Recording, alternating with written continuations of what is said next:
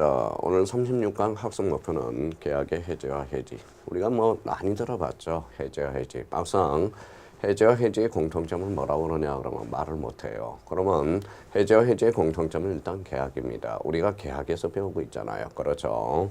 그러면 해지에 대해서는 뭐예요? 일시적 계약이고 해지는 계속적 계약입니다. 그래서 이번 36강 학습 목표에서는 첫 번째, 법정 해제의 원인 중 채굴 요하는 것과 채굴 요하지 않는 것이 무엇이 있는가. 이걸 우리 기본서에서 꼭 확인하는 연습을 해줘야 되고요. 두 번째, 해제의 소고표와 제3자 보호 문제를 이해해줘야 돼. 특히 548조와 관련돼서 제3자를 어떻게 보호해 줄 건가. 그게 두 번째 학습 목표를 우리가 잡아줘야 되고요.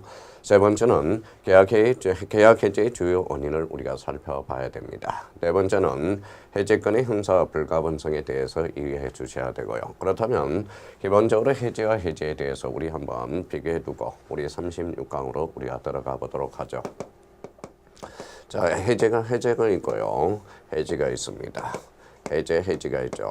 그러면 우리가 이제 해제의 공통점은 아까 조금 전에 뭐라고 그랬어요? 일단 계약이라고 그랬습니다. 대표적인 차이점 뭡니까? 이거에 대해서는 우리 일시적 계약이라고 그러고요. 일시적 계약에서 우리가 생각하고요. 이거는 계속적 계약에서 우리가 하는 게 바로 대표적으로 해제가 되겠습니다. 여기에 대해서 해제를 하게 되면 원상회복 의무가 발생하게 되죠. 그래서 원상회복 의무다. 원상회복 의무. 자, 해제에 대해서는 대표적으로 청산 의무가 이제 발생하게 됩니다. 그러면 해제하게 되면 원상회복 의무로서 대표적으로 이제 소고표가 발생하고, 그래서 소고표. 그 다음에 여기에 대해서는 대표적으로 장래효, 미래효라는 걸 꼭 확인해 줄 필요가 있어요. 그러면 해제에 대해서는 기둥을 세 개를 딱 세워놔야 돼요. 그래서 일시적 계약, 계속적 계약이며 원상회복 의무, 청산 의무, 대표적으로 소고표, 장래효가 발생한다. 그래서 해제와 관련돼서 우리 정확하게 잡아둬야 되고, 그러면 해제라는 것은 뭡니까? 일단 유예하게 성립한 계약을 일정한 원인이 있는 경우 해제권자의 일방적 의사표시, 그럼 결론적으로 뭡니까? 형성권이 되죠. 그 계약을 효력을 소급하여 무효로 만들어서 계약에 처음부터 존재하지 않았던 것 같은 상태로 만드는 걸 대표적으로 뭐라고 그러죠? 해제라고 합니다. 자, 그러면 해제의 법적 성질에 대해서 우리 몇 개 점검하고 갑시다.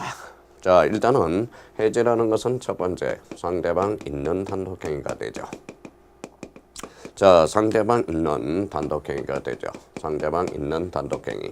여기에서 꼭 상대방 있는 단독행위와 관련돼서 구별할 실익이 있는데 대표적으로 뭡니까? 여기 바로 해제 계약이 되죠. 해제 계약입니다. 해제 계약은 그말로도 계약이라는 거예요. 그러면 해제 계약이 대표적으로 합의 해제가 되겠죠. 합의 해제라는 의미도 써주게 되고요. 그러면 상대방 있는 단독행위와 해제 계약과 관련돼서 법적 실익이 발생하는 거고, 해제는 대표적으로 상대방 있는 단독행위가 된다. 그런 의미에서 첫 번째 우리가 의미를 잡아주셔야 된다는 거.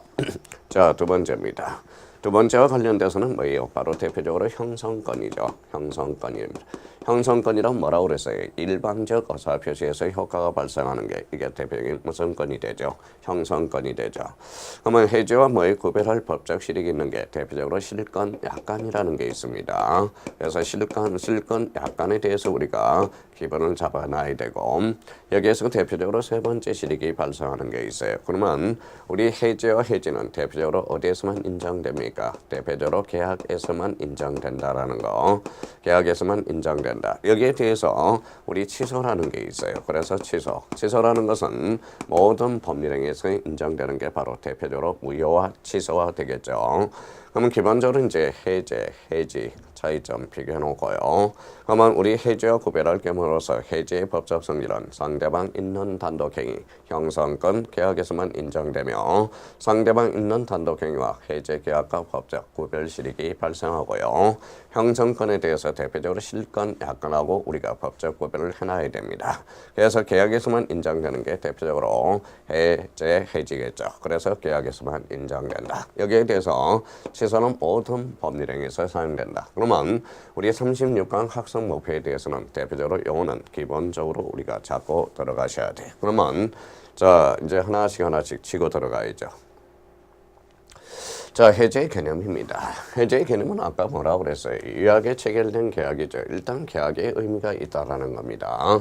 소급하여, 그래서 소급하여 소멸한다. 그래서 소급효가 발생하며, 자, 서로 원상회복 처리하고 손해배상 청구에 아무런 영향이 없어요. 그럼 결론적으로 원상회복 의무와 손해배상 문제가 발생하게 되죠. 그래서 여기에서 키워드는 계약이고, 그 다음에 소급이고, 원상회복 의무와 그 다음에 손해배상 청구를 할 수 있다는 해제의 개념. 요 거기서 요의 키워드를 반드시 우리가 잡고 들어가셔야 됩니다. 자, 대표적으로 해제의 원인이 뭐냐? 해제의 원인에 대해서는 약정 해제의 원인, 즉 뭡니까? 약정 해제라는 게 있고, 약정 해제에 대해서 그러면 여기에 대해서 대표적인 취소와 뭐예요? 취소와 대표적인 해제의 공통점이 발생하죠. 자, 그러면 해제와 관련돼서는 약정 해제도 발생하고 법정 해제도 발생한다. 그러면 취소에 대해서는 대표적인 약정 취소권은 발생하지 않게 되죠. 그러면서 약정 해제의 원인에 대해서 특이하게 우리 차이점이 우리가 발생하게 되죠. 만약에 특약사항을 위반 시는 어떻게 될 건가? 대표적인 의미를 여기서 놨죠. 공장 매각하면서 매도인이 무허가인 창고를 한 달 내에 철거해기 주기로 특약하고 이를 한 달 내에 처리해주지 않으면 매수인이 공장 매매 계약을 해지하기로 특약한 경우 이때는 대표적으로 약정 해지와 관련돼서 의미가 있죠.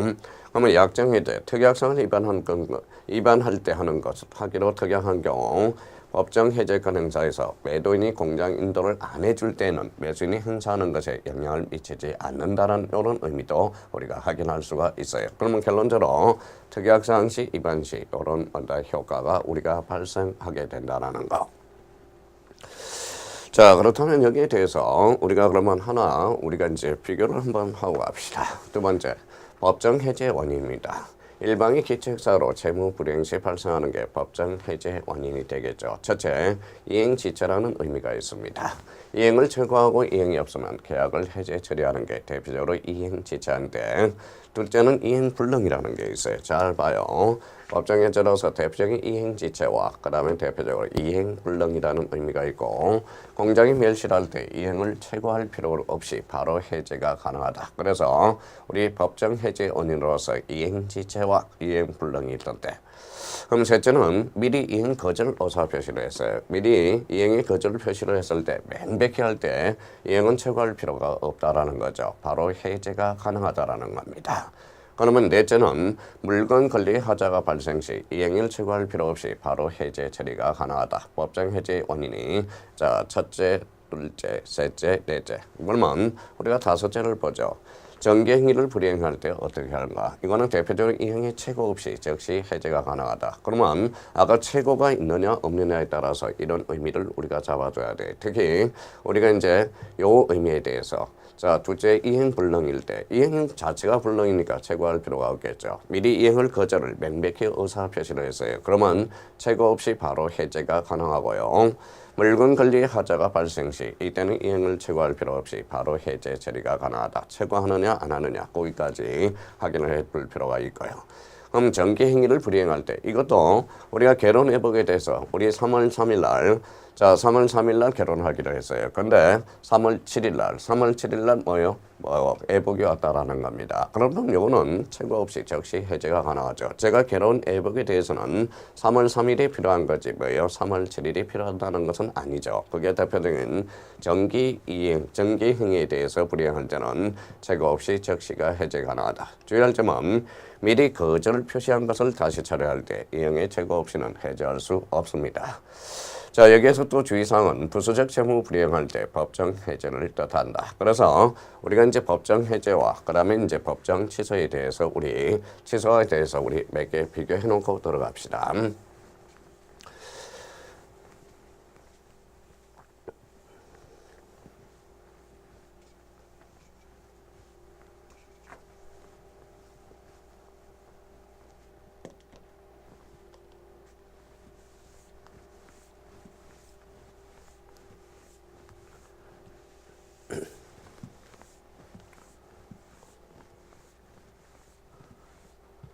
자, 그럼 대표적으로 이제 취소와 해제 어떻게 비교할 건가? 우리 간략하게 한번 비교하고 들어갑시다. 자, 취소와 해제에 대해서 대표적인 차이점이 어떻게 나는가? 해제와 취소에 대해서. 자, 우리가 취소 대상은 뭡니까? 아까 요거는 대해서는 뭡니까? 대상은 계약에서만 발생한다. 그래서 계약에서만 발생하게 되죠. 여기에 대해서는 뭡니까? 취소는 대상은 모든 법률행위에서 발생한다. 그래서 모든 법률행위라고 말씀을 드렸고요. 대표적으로 또 하나 차이는 요거는 발생, 우리가 이제 해제에 대해서는 뭐가 있어요? 약정이죠. 약정 해제권과 뭐가 있어요? 대표적으로 법정 해제권이죠. 법정 해제권이 있습니다. 자, 여기에 대해서 우리 취소는 법정 취소만 사유가 있어요. 법정 취소. 그래서 법정 취소 사유만 대표적으로 있다는 거. 그러면 약정과 법정의 차이점은 뭐라고 그랬어요? 이거는 대표적으로 이제 계약이라는 거죠. 법정이라는 것은 대표적인 법률 규정이라는 겁니다. 그러면 우리 취소 사유에 대해서는 뭡니까? 바로 법정 취소 사유, 법률 규정에 하는 취소 사유만 발생할 수 있어요. 그래서 대표적으로 뭐가 있어요? 법정 취소 사유로서 제한 능력자 차고 대표적인 사기, 강박이 있죠. 그래서 제착 4강이라고 한번 숙지해달라고 말씀을 드렸고, 그러면 제한 능력자 차고 사기, 강박에 대해서는 대표적인 법정 취소 사유로서 대표적인 4개가 있습니다. 그래서 제착 4강 한번 숙지해 둘 필요가 있고요. 자, 여기에 대해서는 최고 여부. 자, 최고 여부에 대해서는 해제는 최고할 수도 있고 없을 수도 있죠. 그런 청인 차이 나고. 그러면 취소와 갈등 대해서는 뭡니까? 이거는 최고가 없어도 되죠. 그래서 최고 여부의 관계는 최고하느냐, 최고 안 하느냐. 그러면 여기에 대해서는 이제 최고할 필요 없이 바로 해제가 가능한 거. 그래서 둘째 이행불능이라는 게 있었고요. 그 다음에 여기에 대해서 미리 이행 거절을 의사 표시를 할 때 이거는 최고 없이 우리가 뭡니까? 바로 해제가 가능하고, 그 다음에 넷째에 대해서 물건 권리하자 발생 시 최고가 필요 없이 바로 해제 처리가 가능하다. 정기의 등에서도 대표적으로 뭐다 해제 없이 우리가 최고 없이 즉시 해제가 가능하다. 그러면 최고 여부와 관련돼서 우리 반드시 아까 학습 목표로 잡아뒀죠. 최고하느냐 최고하지 않느냐 그 측면에서 우리가 정리를 해 두실 필요가 있다라는 겁니다. 자, 대표적으로 제책기간. 우리 해제권은 대표적으로 뭡니까? 바로 계약이죠. 그래서 10년입니다. 10년에 뭐예요? 제책기간에 결리고, 요거는 뭐라고 배웠어요? 3년, 10년에 대해서 우리가 했죠. 요 제책기간에 대해서는 뭐예요? 바로 출소기간이라고 그랬죠. 그러면 해제권과 취소권의 공통점은 일방적 의사표시에서 그래서 형성권으로 처리가 되겠습니다. 여기에 대해서는 뭡니까? 대표적인 형성권이 처리가 되죠. 그래서 우리가 해제권과 취소권의 공통점은 뭡니까? 바로 소급표가 발생한다라는 게 특징입니다. 근데 여기에 대해서 해제는 뭐예요? 원상회복 의무가 발생한다라는 거예요. 원상회복 의무, 원상 의무가 발생하죠. 회복 의무가 발생하기 위해서 우리 취소에 대해서는 뭐예요? 바로 부당이득 반환 의무가 발생합니다. 부당이득 반환 의무가 발생하게 되죠. 여기에 대해서는 우리가 뭡니까? 이것도 아직까지는 뭡니까? 해제와 취소에 대해서 차이점을 모르고 여기에 대해서 해제의 효과가 무슨 의미가 발생한지도 모르는 사람이 수두룩하다라는 겁니다. 그러면 해제는 원상회복 의무예요. 취소는 뭡니까? 부당이득 반환정. 그래서 치부라고 우리. 그래서 항상 취하면 부다. 그래서 치부. 사람이 뭐예요? 더러운 꼬라지를 본다. 그래서 치부라고 그러는데 이것도 뭡니까? 처음 하신 분들은 상당히 어려워요. 그래서 치부라는 걸 그냥 치부다 그렇게 숙제해두면 아주 뭐예요? 우리가 문제 풀어가는 데 있어서 간단하게 용이하게 처리해 나갈 수가 있어요. 그래서 치부, 부당이득 반환 의무가 발생한다. 여기에 대해서 이제 손해배상은 어떤가? 해제에 대해서는 손해배상에 아무런 영향이 없어요. 손해배상과 관련돼서는 우리가 의미가 발생하게 되고 우리 취소에 대해서 손해배상 의무는 발생하지 않죠. 그래서 취소는 대표적인 부당이득 반환 의무가 발생하게 되는 거. 그러면 해제 툭치면 계약에서만, 툭치면 약정 법정. 그러면 뭐예요? 여기에 대해서는 최고 밉시, 최고 있느냐 없느냐 요 관계를 우리가 따져놓으라고 그랬고요. 자, 여기는 해제권은 바로 대표적으로 10년 형성권이 되고, 그러면 취소에 대해서도 3년, 10년 이미 민법 총칙에서 의미를 배웠습니다. 대표적인 형성권이 되게 되고요. 해제라는 것은 원상회복 의무와 손해배상에 우리가 플러스가 되고, 취소에 대해서는 부당이득 반환 의무만 발생한다. 그렇게 이제 처리해 주시면 우리 해제와 취소에 대해서는 가장 기본적으로 요 정도는 한번 머릿속에 비교를 해놓고 들어가셔야 된다라는 거 부탁해요.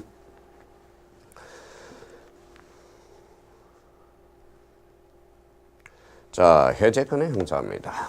자, 해제권의 행사는 해제권자의 일방적 의사표시로 한다. 그래서 해제권자의 일방적 의사표시, 거기에 대해서 대표적인 형성권의 의미가 있고요. 해제 의사표시는 철회하지 못한다. 조문권의 의미가 있어요. 그래서 해제권의 행사는 해제 의사표시는 철회하지 못하며 당사자가 여러 명일 때 전원에게 통지해줘야 됩니다.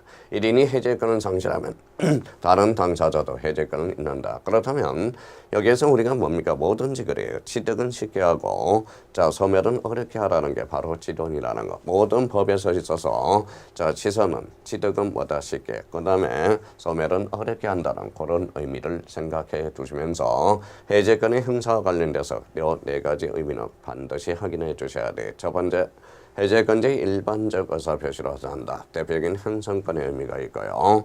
해제 의사표시는 처리하지 못합니다. 당사자가 여러 명일 때 전원에게 통지해야 되며 1인이 해제권을 상실하면 다른 당사자에게도 해제권을 잃는다라는 겁니다. 대표적으로 해제권의 형사와 관련돼서 4개를 꼭 확인하는 연습을 우리가 해 두셔야 된다는 거. 자, 여기에 대해서 이제 해제의 효과는 첫 번째, 계약의 소급적 효력이 있다. 소급적으로 소멸한다. 원상회복 의무가 발생함으로써 소급적 소멸로 하게 되며 첫 번째, 기억을 우리가 벌써죠. 매수인에게 이전하였던 토지 소유권은 매매 계약이 해제되면 매도인에게 소유권 이전 등기 없이 자동 복귀한다. 우리 여기에서 우리가 꼭 확인해 둘 거는 일단 두 가지 있어요. 이거는 해제의 효과와 관련돼서는 민법 548조와 관련된 의미로서 자 우리 판례는 유인성이냐 무인성이냐 여기에 대해서 대표적으로 무슨 성을 취하고 있죠? 대표적인 유인성을 취하고 있다라는 겁니다. 유인성. 그러면 우리 판례는 유인성으로 취함으로써 물채권 행위가 무효면 즉시 물건이 변기돼요. 그걸 뭐라고 그러냐? 대표적인 물건적 효과설의 의미가 있다라는 거예요. 그러면 우리 물건적 효과설과 대표적인 채권적 효과설이 있는데 우리 판례는 대표적으로 유인성을 취함으로써 물건적 효과설을 취하고 있다. 그렇게 의미를 한번 확인하는 연습을 해두고 그러면 자 물건적 효과서로서 즉시 복귀하니까 거기에 뭐예요? 소급효가 발생함으로써 제3자가 개입될 여지가 있어요. 그러면 제3자를 어떻게 보호해 줄 건가? 바로 그 해제의 효과에 대해서 하나의 논점이 대두되기 시작합니다. 그러면 등기 없이 자동으로 복귀한다. 민법 548조는 그러면 민법 몇 조로 연결돼? 민법 187조 사유.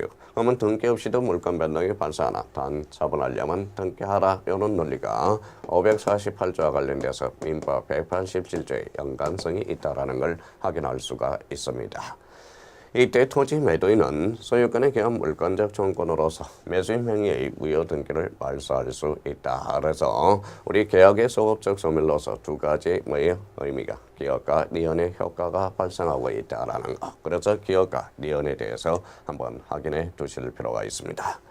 자 이번에 서로 원상 회복 의무를 부담한다. 서로 원상 회복 의무는 그러면 우리가 뭡니까? 대표적으로 동시이행 관계에 있다라는 거예요. 그래서 그러면 대표적으로 이제 당사자와 이행상의 관련성이죠. 그래서 우리 이미 계약법에서 동시이행 항변권에 대해서 우리가 배웠고요. 그래서 서로 원상 회복을 부담하면서 동시이행 관계가 있다라는 거 하나 의미를 하나 집어넣어야 됩니다.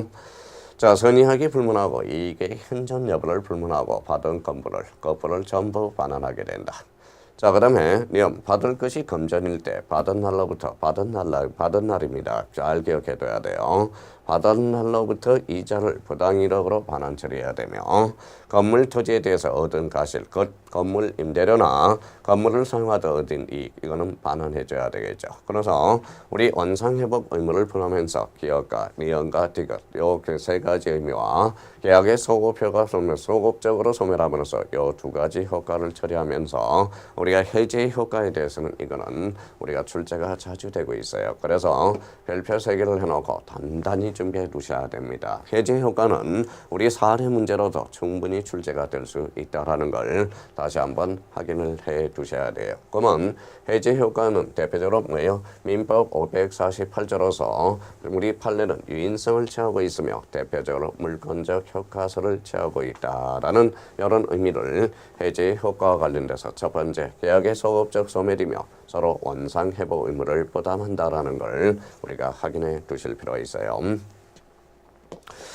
자, 그렇다면 이제 여기를 또 보죠. 자, 세 번째입니다.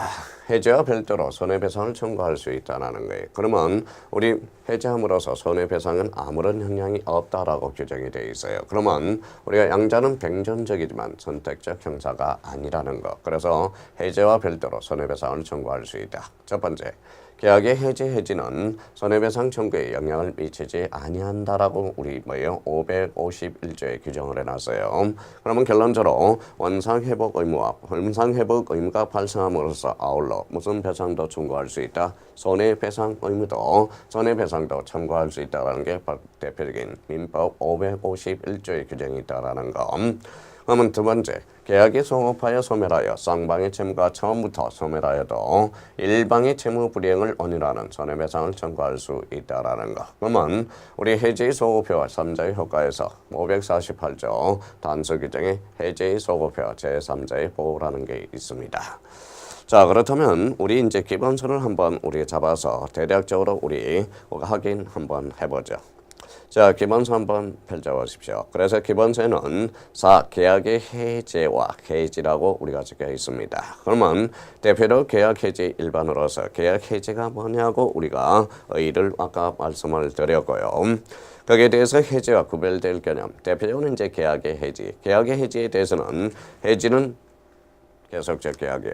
해제는 일시적 계약이다. 그래서 대표적으로 계약의 해지와 그래서 우리가 구분을 설명해놨고, 해제에 대해서는 대표적인 원상회복 의무, 해지는 뭡니까? 바로 청산 의무가 발생한다. 그래서 기본서 한번 우리가 펼쳐서 한번 읽어드릴게요. 계약을 체계로 당사자의 일방적 의사표시로서 계속적 채권 관계를 장래 하나에서 소멸시키는 의사표시로 소급표를 갖지 못하는 점에서 해제와 구별된다. 그러면 해지는 청산 의무, 즉 장래효가 발생하게 되죠. 자, 그러면 해지와 또 우리가 구별 시력은 대표적으로 해제 계약이에요. 해제 계약도 우리 최근에 우리가 출제가 됐죠. 그러면 우리가 그러면 상대방 있는 단독행위고 해제 계약은 거기에서 대표적으로 해제는 해제권자의 일방적 의사표시로 성립하는 단독행위고 거기에 이제 의미가 나와 있죠. 그러면 합의 해제는 뭐냐? 자, 그러면 계약 당사자 새로운 계약에서 계약의 효과를 소멸시키는 해제 계약과 구별된다. 그래서 대표적인 이걸 의미를 기본서로 체크해 놓으면서 다시 한번 정리해 둘 필요가 있어요. 자, 거기에 대해서 해제 조건. 우리 민법 총칙에서 우리 북한에는 정지 조건과 해제 조건이 있어요. 해제 조건은 뭡니까? 바로 대표적으로 장차 소멸이죠. 그러면 거기에 대해서 해제는 우리가 원상회복 의무가 발생하고 거기에 대해서 우리가 이제 형성권이라는 의미도 잡아놔야 되겠죠. 우리 대표적으로 해제권은 형성권이야. 그럼 거기에 대해서 우리가 실권 약관이라는 게 우리가 존재하고 있다라는 거. 그러면 실권 조항이란 일방 당사자의 채무 불이행이 있으면 채권자 측의 특별한 의사표시가 없어도 당연히 계약의 효력이 소멸하고 채무자의 계약상 권리가 상실된다는 취지의 약관. 이게 바로 실권 조항과 실권 약관의 의미가 있죠. 그래서 해제 조건과 실권 조항에 대해서 우리가 또 꼭 한번 점검해 둘 필요가 있어요. 자, 기본상 하면 맨 밑에 리얼의 취소라는 게 있어요. 취소라는 것은 법률행위 성립상의 하자로 인한 취소 원인이 있을 때 취소권자의 취소 행위로서 기존의 법률 효과를 소급적으로 무효하게 하는 제도. 그러면 취소와 관련돼서는 그러면 취소와 해제의 공통점은 아까 말씀드렸죠. 둘 다 소급효가 발생한다. 취소는 모든 법률행위고 해제에 대해서는 뭡니까? 계약에서만 우리가 사용하고 있죠. 그래서 우리 해제와 취소의 비교를 우리가 딱 비교를 해놨습니다. 자, 기본서의 해제와 취소의 비교 체크해서 꼭 점검해 놓으시고, 자, 철회는 뭡니까? 철회라는 것은 법률효과 발생 전에 한다는 거죠. 그런데 현재 해제는 뭡니까? 이미 유효하게 효력이 발생한 계약관계를 일정한 경우에 해소시키는 제도가 바로 해제다. 그래서 철회와 해제와 관계에서도 한번 점검해 둘 필요가 있고요. 자, 해제권의 발생이 있어요. 해제권의 발생 원인은 두 개가 있다고 그랬어요. 약정 해제와 법정 해제가 있다고 그랬죠. 그래서 해제권의 발생 범위에서 기업 법정 해제권, 대표적으로 채무 불이행이라고 선하고요. 거기에 대해서 니은에 대해서 약정 해제권이 있습니다. 그러면 법정 해제권과 약정 해제권에 대해서 다시 한번 우리가 꼭 점검해서 기본서를 꼭 읽어두셔야 됩니다. 자, 그러면 약정 해제권의 발생은 뭐냐? 첫 번째 뭐라고 그랬어요? 계약에 의해서 당사자가 일정한 경우에 해제권을 발생시킬 수 있는 게 대표적인 약정 해제가 되겠고요. 해제권이 유보된 경우 상대방이 채무 불이행 시 재고 없이 즉시 계약을 해제할 수 있고 손해배상 청구는 적용이 없다. 그래서 이연과 관련돼서 기본서에 딱 정리해놨어요.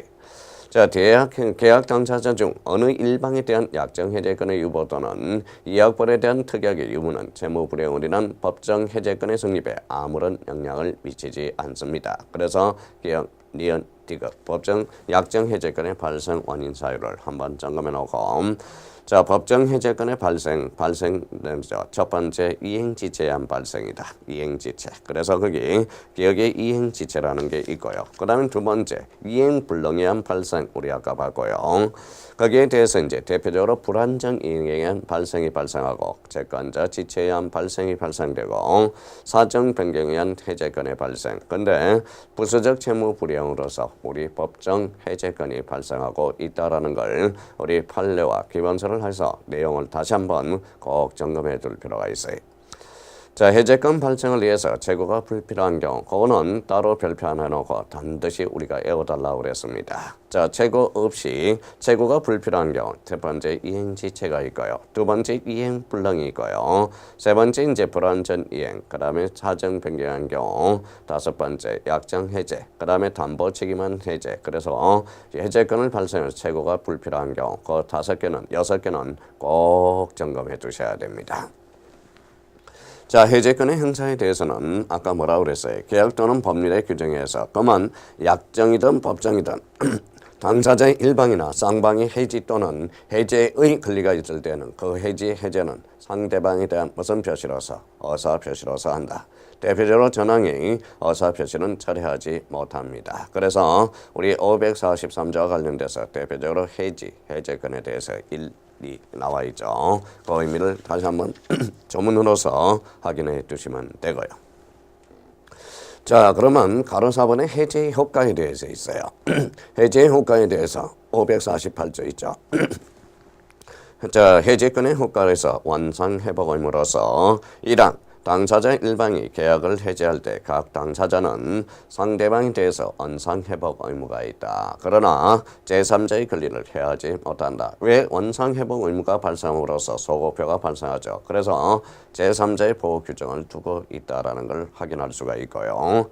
이항에 대해서 전항의 경우 반환을 검제는 받은 날로부터입니다. 받은 다음 날이 아니라 받은 날로부터 이자를 가해야 된다라는 거. 그래서 자, 이자를 가해야 된다. 549조와 관련돼서 원상회복 의무와 동시이행. 그래서 536조 동시이행 항변권의 규정은 전제의 균형의 경우에 적용한다라고 말씀을 드렸죠. 그러면 대표적으로 이제 548조 단서와 관련돼서 해제권의 소급표 제3자 보호 규정을 우리가 확인해 두셔야 되고 해제와 별도로 손해배상을 청구할 수 있으며 여기에 대해서 동시이행 의무 관계도 발생하고 있다는 걸 계약의 대표적으로 해제권의 효과에 대해서 꼭 그 의미 정도는 확인해 놓고 기본서를 읽어 들어가야 된다는 거 부탁합니다. 자, 그러면 이제 손해배상과 관련돼서 거기 나와 있죠. 그래서 기본서 동그라미 4번에 나와 있어요. 손해배상 청구 이렇게 나와 있죠. 그래서 551조와 관련돼서 해지와 손해배상, 계약의 해지 또는 해제는 손해배상 청구에 영향을 미치지 않는다. 551조와 관련된 조문이 되고요. 그래서 우리가 손해배상 의무가 발생하고 청구할 수 있고 그 다음에 다섯 번째 해지와 무효 동시이행 관계도 있다. 그래서 동시이행 관계 점검해 주시고요. 상대방도 해지 효과를 주장할 수 있는가? 그게 이제 대표적인 우리가 2001년 6월 29일 대판 판례가 나가 있어요. 이런 해제의 효과는 상대방도 주장할 수 있다. 따라서 해제권자가 해제한 이후에 본래의 계약 내용을 청구해 오는 것도 상대방도 이를 거절하고 원상 회복을 주장할 수 있다라는 것. 그래서 기본서 6번과 관련돼서 상대방도 해제 효과를 주장할 수 있다. 판례에 대해서도. 자, 그러면 이제 다섯 번째 해제권의 소멸에 대해서 일반적 언인이 있고 특수언인. 특수한 언인은 대표적으로 기업 존속기관의 경과와 상대방 최고에 대한 소멸이 있습니다. 552조에 규정을 해놨고요. 해제권의 불가분성에 대한 소멸이 있네요. 여기에 대해서는 552조 2항 전항의 경우 해지나 해제의 권리가 당사자 1인에 대해서 소멸할 때 다른 당사자에 대해서도 소멸한다라는 거 2항과 관련돼서 한번 체크해 주시면 됩니다. 자, 가로 6번 계약의 해지. 해지에 대해서는 아까 뭐라고 그랬어요? 대표적으로 계속적 계약 점검해 놓으시고요. 계속적 계약으로서 당사자의 일방적 의사표시만으로서 효력을 장래죠. 대표적으로 그래서 장해호, 그래서 바로 미래효라고 그랬습니다. 자, 해지권의 발생도 대표적인 약정 해지권이 발생하고요. 거기에 대해서 이제 법정 해지권이 발생하는 것. 그래서 법정 해지권의 발생, 요거 한번 체크해놔서 점검을 꼭 해줘야 됩니다. 자, 그러면 4번에 대해서 동그라미 4번이죠. 대표적으로 그러면 해지권 행사의 효과는 어떻게 될 건가? 해지는 대표적으로 비소급효입니다. 해지는 해지와는 달리 장래에 대해서 효과가 미친다라는 거. 채권 관계의 종료와 목적물에 반하는 의무가 발생하고요. 해지와 손해배상 청구는 계약의 해지는 손해배상 청구에 영향을 미치지 않는다라는 게 우리 551조로 우리가 보게 되고요. 자, 우리가 그렇다면 36강 학습 목표로서 계약의 해지와 해지에 대해서 우리 학습 목표, 우리 법정 해지의 원인 중 최고를 요하는 것과 최고를 요하지 않는 것이 무엇이 있는가. 그래서 우리 기본 교재 6개 꼭 점검해 놓고 들어가야 되고요. 자, 해지의 소급표와 관련돼서 제3자 보호 규정을 이해한다. 그러면 해제권의 효과에 대해서는 소급표가 발생함으로써 민법 548조 해제권의 효과에 대해서 꼭 한번 점검해 놓으시고 사례 문제에 대해서도 대비해 놓으셔야 된다라는 거. 그러면 계약 해제의 주요 원인으로서 대표적으로 법정 해제권과 약정 해제권이 발생한다라는 걸 우리가 확인해 둬야 되고, 네 번째 해제권의 행사와 불가분성에 대해서 이해해서, 그러면 우리 계약의 해제와 해제에 대해서는 요 네 가지 측면에서 우리가 공부를 해놓으시면 충분히 우리의 해제권에 대해서도 우리가 치고 들어갈 수 있다라는 겁니다. 그렇다면 36강에 대해서 학습 목표에 대해서 우리가 확인했으면 우리 해제와 해제에 대해서도 반드시 우리가 한 문제 이상은 출제가 되니까 요 36강을 목표로 해서 기본서를 계속적으로 반복해서 읽어두셔야 된다라는 거. 그래서 36강은 한 문제가 나옵니다. 반드시 기본 교재로 확인해 두셔야 되겠습니다.